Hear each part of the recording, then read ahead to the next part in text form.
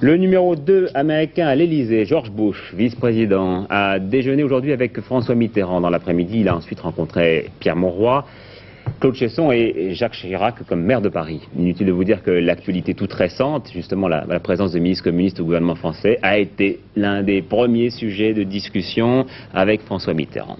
Philippe Châtenay.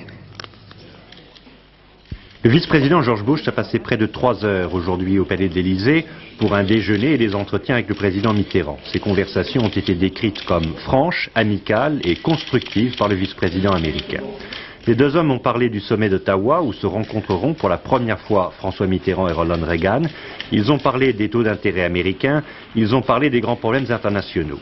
Mais George Bush, membre d'un gouvernement qui affiche son anticommunisme, était surtout venu chercher des explications et des assurances. Sur ce point, les réponses du président Mitterrand ont été très claires.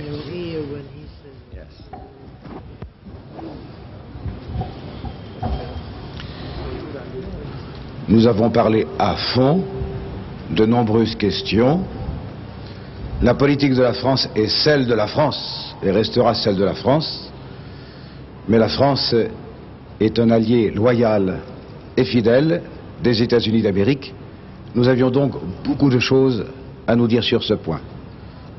Our European allies are sovereign nations, and the decision on how they are governed rests with their citizens and with their elected representatives.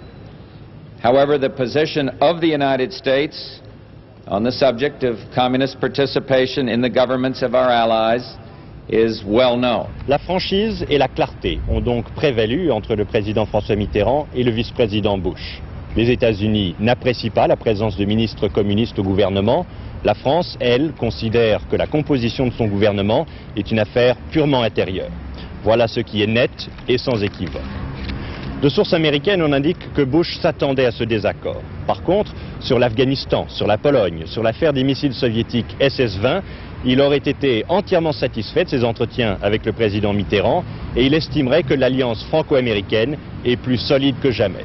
Et pour Washington, c'est cela l'essentiel et non pas la présence d'un parti communiste français affaibli dans le gouvernement.